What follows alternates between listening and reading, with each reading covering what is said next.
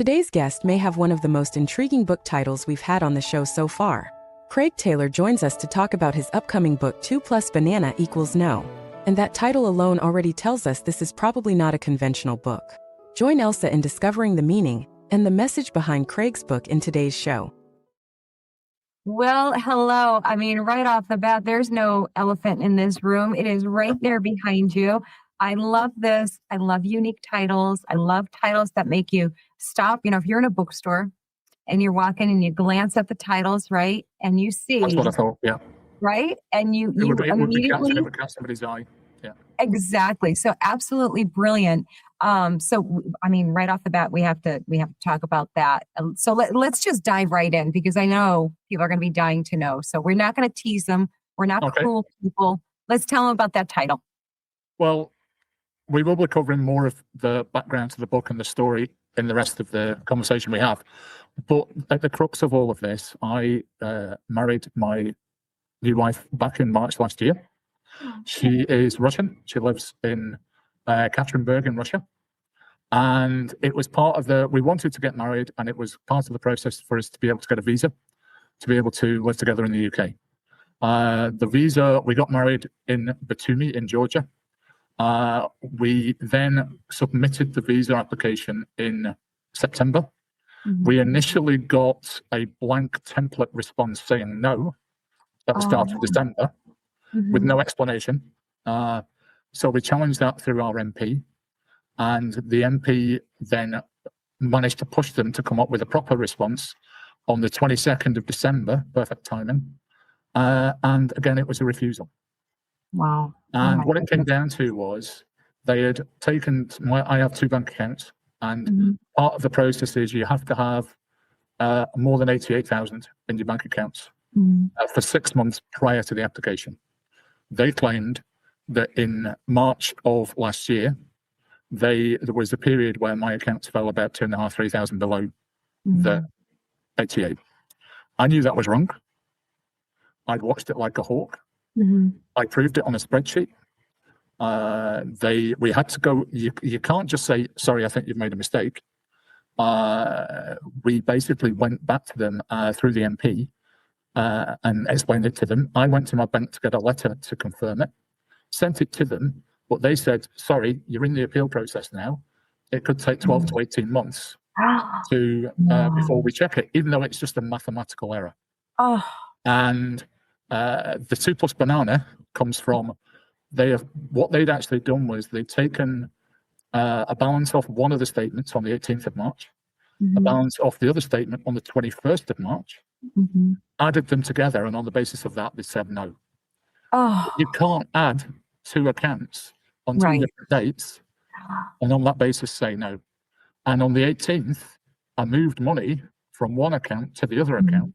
That's why that one went down. So they had the lower amount on the account they used and the lower amount on the other account they used before it transferred the money over. So it was above 88,000 for the whole period. So they'd added 2 things that can't be added together, 2 and a banana, and got the answer no. Wow, I'm almost speechless. It wasn't a short story. No, I'm speechless still. Every time I say it. You can't do that. That's basics. So of course, but you know, just the whole story though is so incredible because most of us, and I definitely myself, have no idea what that process looks like and how stressful that must have been. I can't even imagine. Yeah, I've already mentioned it in the book that the first 18 months of ourselves being together, because we were together since January of 2025. Okay. 2024. And then we've had like 2 and a bit years together. And the first 18 months of that was the best 18 months of my life. Oh. The last 6 months have been the worst 6 months of my life. Yeah, I would think so. And it's time to deal with that. And at the same time, my wife Olya lives in an industrial city in Russia. Okay. And most nights has drones flying over her house or flat. So I'm worried about my health, her health, whether she's going to be alive in the morning. And on the whim of a process, at the visa office, we're going to have to wait for 12 to 18 months potentially to get Oh it. my goodness. So you are truly still in the middle of all of this. I mean, you We are are, in yeah. this. Well, gut what happened was with and we're probably now flipping all, we'll do all the questions, but not necessarily. We're making our own order of everything right now. No, We're that's doing fine. whatever we want. No, because of the war in Ukraine, there were no Yeah. direct flights to Russia or from Russia to the UK. Mhm. So we've had, over the last 2 and a bit years, we've had 4 trips to Turkey Wow. because that's the easiest place to meet from a Mhm. visa perspective. And on one of those trips, I actually arrived at Istanbul airport about 12 hours before Olya. Mhm. So I was moving around between different coffee shops in the airport trying to stay awake because I didn't want to miss her flight. And in one of those coffee shops, I was chatting with somebody who asked me why I was there. They were there meeting somebody else. And I explained the full story because Yeah. we've had quite a few adventures. And that's the one thing I should reiterate is the book's not just about the application for the visa. Mhm. The first sort of 2/3 of the book are about, we've had a few adventures where we've lost each other in cities Oh. and all about meeting up with each other and all that sort of thing. But I told this woman about all of these things that had happened in our lives. And she said to me, you should write a book. The And that's prophetic words right there. Yeah, sowed the seed in my mind. And that was well before we'd even got into the application process for the visa. And then when all of that happened in January of this year, I said, I need something to distract me.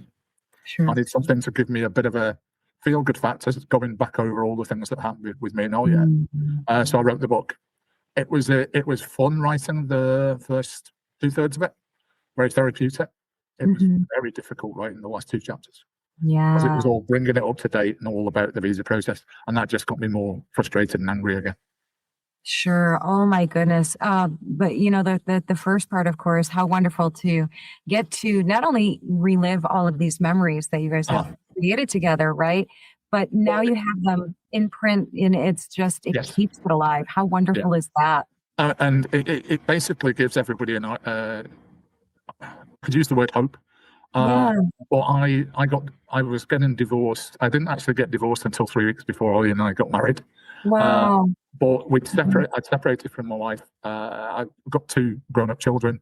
Mhm. We basically it just come to it's time. We just sort of drifted apart, as it were. Mhm. We got separated. Sorry, we got the divorce through at the start of March, Mhm. and then got married at the end of March in that year. Wow. But I was in a position probably 6 months before that where I was thinking, where's my life going now? I Mhm. was sleeping on the sofa at home while we sold the house. And I got onto some dating sites. Mhm. I met a few people. The relationships didn't work out. I then met somebody very attractive woman over in Russia. Mhm. No, sorry, I should say, very attractive woman in Leith in Scotland, Mhm. which I thought, okay, that's only about an hour away from me. And I started talking to her online, had a couple of voice chats with her, thought there was a strange accent. She then started to go to bed at 5:30, 6 o'clock at night, thought she must be a shift worker. So Mhm. I built up the confidence to ask her, and turned out she was in the middle of Russia. Wow. And it was her daughter, who lived in Edinburgh, who Mhm. had put her on eHarmony, as it was, to try and get her mum out of Russia and out of the troubles. My goodness. And then the next bizarre fact was that I actually met her daughter and her daughter's husband before I met Olya. Oh, wow. So I met the daughter of my now wife before I met her, which That's has so never wild. happened. Never happened to me. Never, never. No, but we met Oh in my Edinburgh goodness. just for say hi, get to know each other, and then we planned Right. her initial trip over to the UK.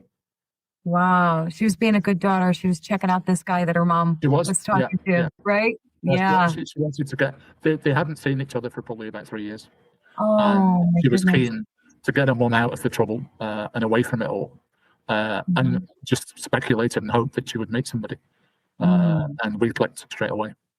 Wow. I'm over here in America, and of course, we hear in our news, Russia and Ukraine and all of these things, but because they're so far removed from us, and I think that's a very typical thing. I'm not knocking us Americans, but because it's something so very far away from us, we don't feel that connection to it, and we don't really.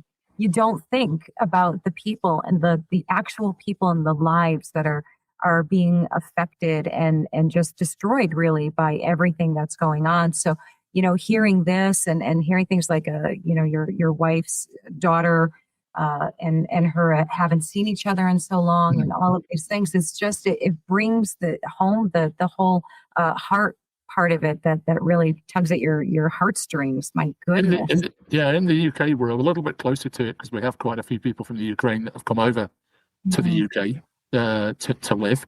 But still, it's not as immediate as then talking to somebody who's got drones flying over the house. Sure. So it's and hearing stories about Russia. It's a very sort of, I wouldn't sort of closed environment. But actually hearing stories about Russia, meeting somebody of Russian nationality. Her daughter is half Georgian as well. That's why Georgia got on the agenda for the wedding. And her daughter and my youngest came with me for the wedding. So it was a very interesting trip, just seeing how Georgia is as well. Sure. But it's been a massive cultural change. Us adjusting to each other. We both come from a sporting background. Olya used to play basketball at college in Russia for basketball, but then she stopped growing. So she grew up 5'6", and it's sort of thing that you need in basketball. A little bit of height is good, yeah. Exactly. So she's now been a nanny. She's been a crane driver. She's been a historical archivist, but now she's been teaching English for the last, I'd probably say about 7 or 8 years. Her written English is better than mine. Is it? Which is not difficult, some would say. But but the big differences are my background musically. I come from a punk and alternative music background. Olya is very classical and opera. So when she came over, that was the sort of music that the events that we went to, which was massive for me, a learning thing for me. Sure. But it's getting used to the cultural differences because the backgrounds are very different.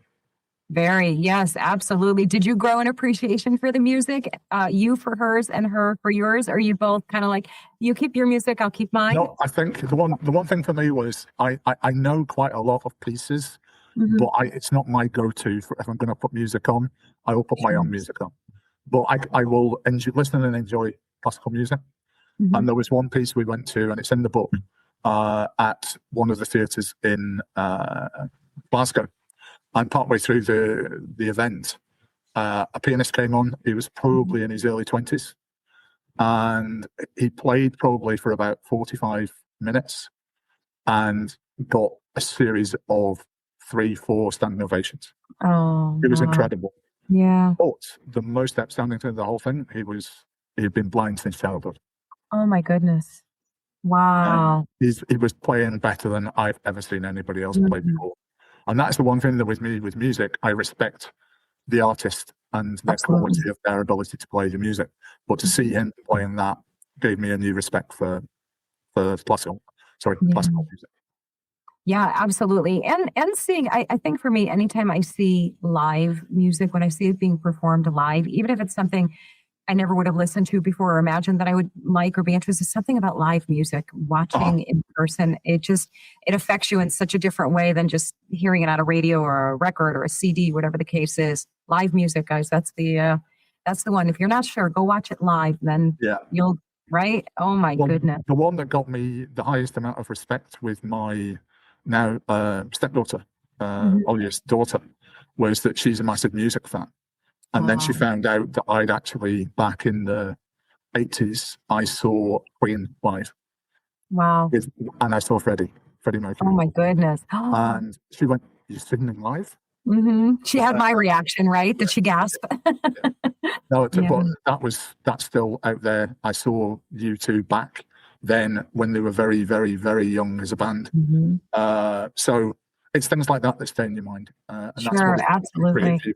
Whatever the event, whether it's ballet, whether it's classical, whether it's a gig, Mhm. it can create things that stay in your mind, and that's what we were lucky enough to get.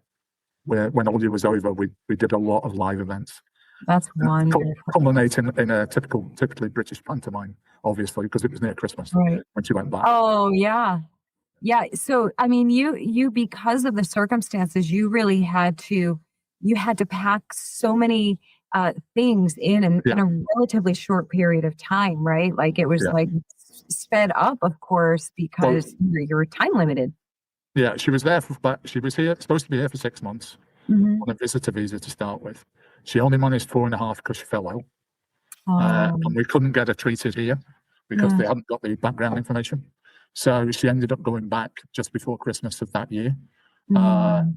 and that's why I think it was the day before she went. We saw the pantomime, but then she went back, but we agreed, you get yourself well, then we'll get married, and Mhm. that's why we got married in the March. Wow. What an incredible story. Tell me about so obviously, such a whirlwind, all of it, so much going on. You said you were fresh off a divorce. You have adult children, they still teens, adults, I'm sorry. 18 and 21 now. Okay. So young adult. I think that they are best kids in the world, or they're best friends, Mhm. which is great as well. That's so And awesome. they've wanted to help me with this. That's wonderful. I think ultimately, especially when they're adult children, they have such a different perspective than when they were children, of course. And, you're always going to be mom and dad, but they start to see you a little bit differently through an adult's eyes. And they start to understand that, life is so much more complicated than Yeah, what they knew. And nothing is as easy as we think it is when we're children. yeah. So it's great when they realize that their parents are more than just mom and dad, and they're actually human beings. They're men and women, and they have thoughts and feelings and lives. I think we were lucky, if you can call it lucky, that it was probably when the youngest was 17, Hmm. 16, 17, that we separated. So they were old enough to understand a bit better. It Yeah. wasn't such a shock to their systems. Uh, and I think we take some solace from that it didn't happen when they were young, which would I Yeah. think be a lot more difficult. Oh, absolutely. Yeah, I think you're right. Now, you're in your bio. It says that your life focus is now on your life with your wife, and to me, that's so refreshing. And as someone who also has adult children, what a different stage of life to be in, where you actually can. And I think it's always sad for when you've been divorced and you have children and all those things. And of course, you wish you knew the things then that you know now, right? And, Yep. and we are so much more tempered in our feelings and our reactions and all of those things. And but when you do get that second chance to quote Yes. unquote do it right, your approach is so different, isn't it? Do you find that your approach in this marriage, and of course, and I understand your circumstances are so unique, and that's a whole other level. But do you find that in this incarnation of your life, do you find that you're more patient, more gentle, more all of the things in comparison?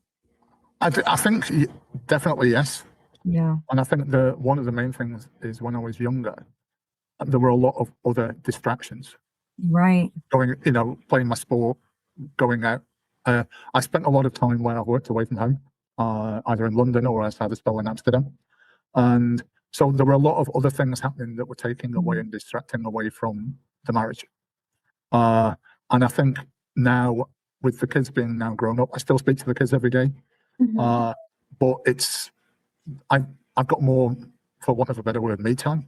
Mhm. Uh, and that was how I felt when I first started talking to Olya, that I found somebody that I could talk to Mm. 24 hours a day, 25 if they were 25. Uh, but now I'm in this situation, and this is why it's so frustrating. That Right. uh, I've been with Olya in the same place for only 1 week in Mm. the last 14 months. Mm. and that is difficult. Yes. Because she went back in the December. We had a week and a half in Batumi, and then one of the other things that connected with the test, with the visa, is that even though she's an English teacher, she had to take an English test. Wow. To prove her course in speech, and that's banned in Russia at the moment. If you take it in Russia, you go to jail. So we had to meet up in Istanbul for her to take that test, and that was quite stressful because Olya has never failed a test in her life or an exam. She went there. She told the test would last 2.5 hours. It took her 15 minutes. Oh wow!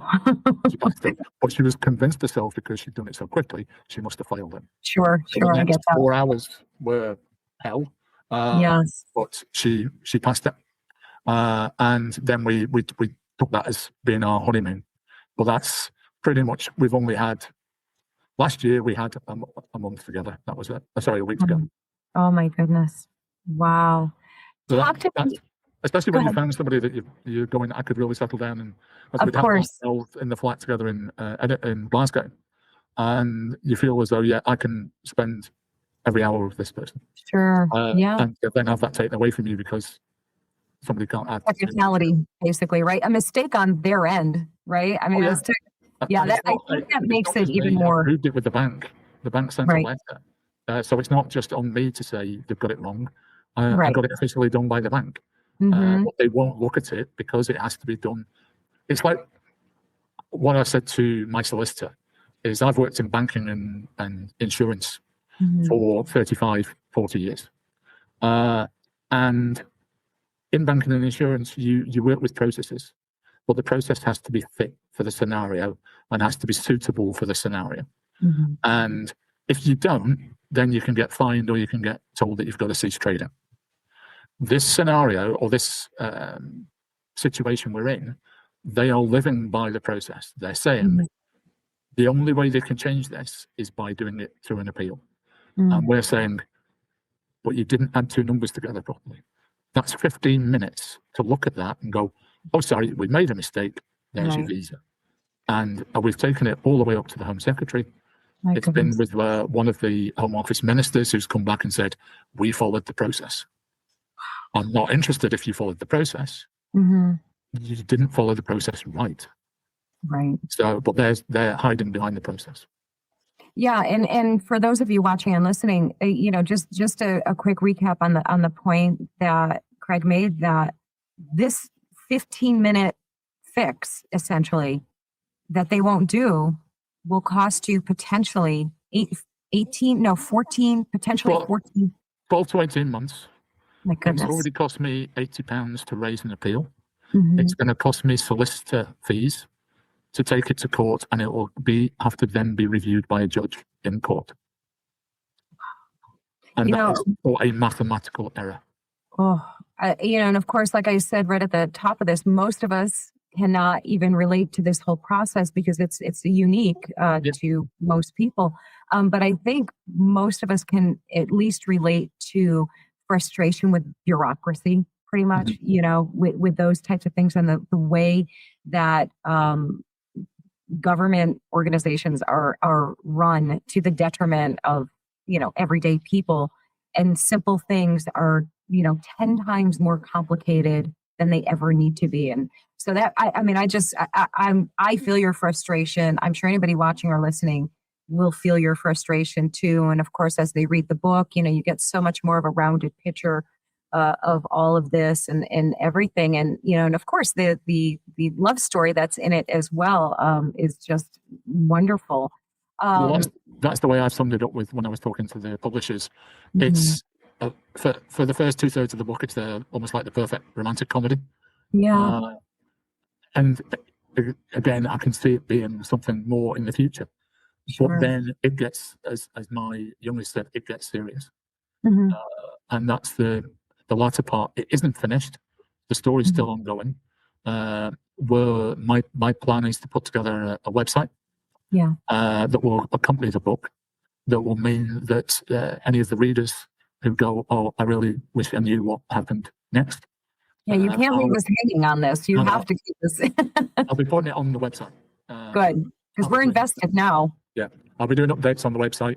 I've set up a petition as well, so that I can use that and take that to the government and say, look, I've got this many people backing me. I've only started it last weekend, but it's ultimately to take that to the government and say, please sort this. It's ridiculous. Everybody that I speak to about it says it's ridiculous, but you are sticking by. Your wife must be, your wife must be so awed and grateful to the lengths that you're going to. And, I mean, how touching is that to know that your person is doing all of this? It is, but it's very difficult for her. We're in a particularly difficult situation at the moment that she can't believe. It's almost unbelievable what's happening. Even more for her because she's stuck in Russia.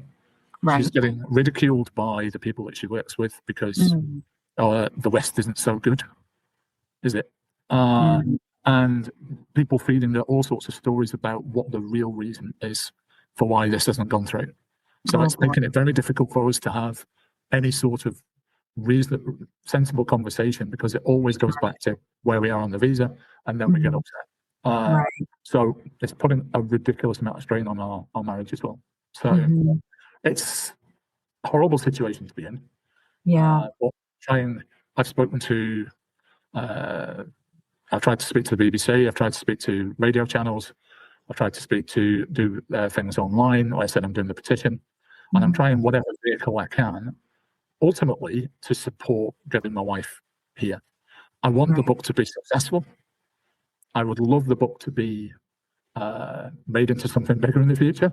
But the real reason that I've written this is to get Olya here and to be with Olya. To use it to publicize the story and the ridiculous situation that we're in. Yeah, your story reads like a movie. It does. I can easily see this as a movie, as something on the screen for sure. I'd have to insist. Again, it can be any old actor that plays me, but I think that Olya should be in it because she's more beautiful than most of the actresses that are out there. Aw, that is so sweet. All right, but I got to ask, who would play you? I know you said you don't care. Who could you imagine playing you? It'd have to be probably somebody who's a comedian, a stand-up comedian. I don't know. I love it. I love it. I know. I'm trying to think. I feel like it's like right there at the edge of my brain. Who could play you? It's one of those things that I'm not. I'm a mathematician at heart. I'm not a practicalist. I'm not an artist. I'm not. But I'm also somebody that doesn't self-publicize, and I wouldn't want to put a name against me again that I think. Yeah, I think they'd be good enough to play me because that's not the way I work. All right, we'll have to leave that to other people to decide. I get it. You're humble. I get it. We can open up a vote after I've done the petition. Well, that would be fun. Who should play us in the movie? That would be good for your website too. You should put that on your website, right? Take votes on who you think should play. You already know who's getting the most votes. Oh, I love that. If you will, take me a little bit through. So you had no expectations, no plans prior to this book of writing a book, correct? Like that wasn't a part of your thoughts, or did you always? No, not necessarily. I've started probably writing technical books before about project management and program management. I once worked for Lloyd's Bank, did a piece of work for them. And on the back of that, I got asked to contribute the last chapter on a technical piece for a piece of regulation. So I am a published author, but on a completely separate genre to what we're talking about. But that came through because I'm not a theorist. I'm not somebody who just talks about the regulation. I tell people how to do it, and that's the job that I've done for the last 25, 30 years. Is go in and steer projects to get the right solution in the right way to meet what regulators need, and that's what that was, that chapter in that book. And I've spoken at conferences on those sort of things as well. But it was only after, like I said, that speaking to the person in Istanbul, that I thought, well, there's so many things that have happened. We have got, Olya's got a general knack for getting lost. When she walked around in Edinburgh, she used to get lost. She used to go up to the top of Arthur's Seat, and then, which is the big extinct volcano in the middle of Edinburgh, and then find out it was dark by the time she was coming back down again. Oh, So it was too late to come back. She was struggling to get back. And we ended up putting, you can put onto a phone tracker, so you know where people are. And she used to have to phone me. I was in Glasgow at the time. She right. phoned me. I found her on the map, on the tracker, Yeah. direct her back to Leader's her daughter's flat. So I was giving her instructions over the phone to get home. That is so funny. My husband and I go hiking quite a bit, and he's the one with the compass and the map and all those things. And I just trot along like a happy little puppy, and I don't care where we're going because he's got it. So, he'll figure it out, and he'll try and show me on the map. I'm like, don't care. Yeah. Olya is when we were lost on trying to get back to the hotel to get to the airport when we were in Turkey one time. Olya was more concerned about flowers and fruit stalls, and I was more, how are we going to get back? That's who she's more laid back. She's more happy to just go with life. But then she just loved wandering around Edinburgh to see what she found, not caring whatsoever about where she was or how she was going to get back. Yeah, that's because she knew you would help her find her way. And then we got lost together in one of the times we were in Istanbul. I lost her for about an hour. Oh no! And luckily, I'd stayed at the museum that we'd been in, and I saw her wandering past the door outside after about an hour. And she had no money, no idea where the hotel was. No! And I honestly thought I'd lost her at that point. That was the hardest, the most difficult one so far. But again, I shouldn't say too many because all of these stories are in the book. Yeah. Okay. Don't tell us anymore. We have to. If I carry on running through too many of them, nobody will need to know. Oh no! So I actually find that even more charming with the idea of reading the book, knowing that it's written by somebody who is writing outside of their lane, but doing it for such an incredible purpose and reason. And there's so much heart behind that. So I love that you have a self-professed, mathematical, analytical, facts kind of mind, and you kind of set that aside a little bit to write something that is, truly from the heart. So I admire that that you're willing and able to do that, and I think that gives the book even more charm right along with its, tremendous purpose to your life, for your life. I can't understate the help from the American publishers because the story that I sent to them was a list of very to the point facts, things that had happened, and they've helped me develop that into the book as it is. But everything's true. It's hard to believe it's all happened to two people and not just a mix of other people that have all been pulled together. It all happened. It's all true. Yeah, it has to be when you read it back, after you finish writing it and wrote those last words for now in the book, to sit there and read it and look at it. It had to be such a wow moment for you. Like, this is all real. This is my life. This is what's happening. This is what I'm living right now. Like, it had to be so surreal in that way. Yeah, I've got the final. I've just got the final version through today. So that's another thing for the weekend or tomorrow. But I've read it through a couple of times since it's been nearly finished, and I'm still that all happened, and I still struggle to believe it's happened in such a short period. But it has been, like, as I say, the best sort of 18 months of my life, and then the worst 6. But in that 18 months, that's most of the book, and the people will be laughing and in disbelief in a lot of instances, just like I was at this time when it happened. But it's been an amazing relationship, and I can't wait to be back with Olya, and that's why I persist to get here. I'm not going to give up. I know that for the rest of my life I want to spend it with Olya. I love that. That's so beautiful. So beautiful. You just made anybody and everybody watching just went we all just did a collective aw. We all love that. That's well. So I hope they now go out and buy the. No, I hope. Yes, yeah. Take that all right over to Amazon. Will it be on Amazon? It's going to be on Amazon. There are a lot of other platforms it's going to be available as well. It's going to be ebook and it's going to be audio as well. Wonderful. Wonderful. And when, if you don't know the exact date, give us an approximate of when we expect this to be released.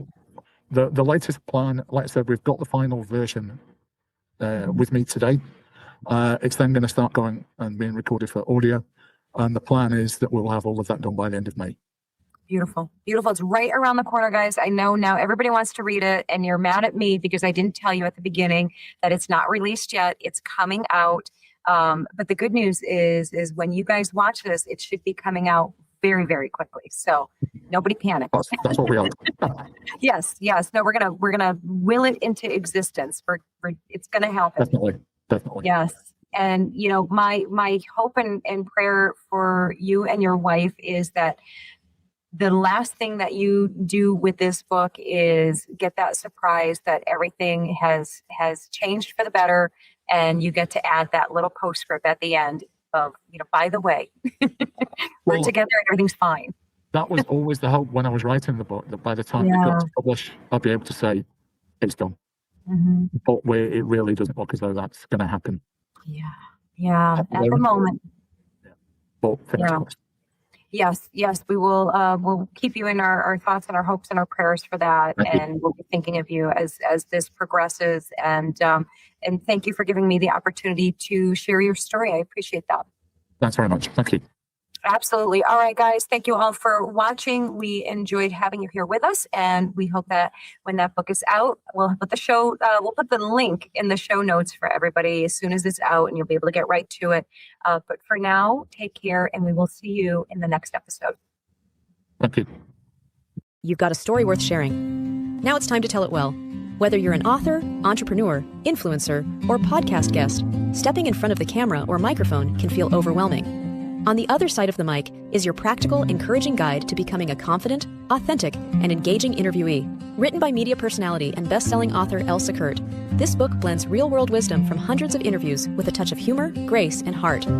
It's more than a how-to. It's a roadmap to presence, professionalism, and peace in every conversation.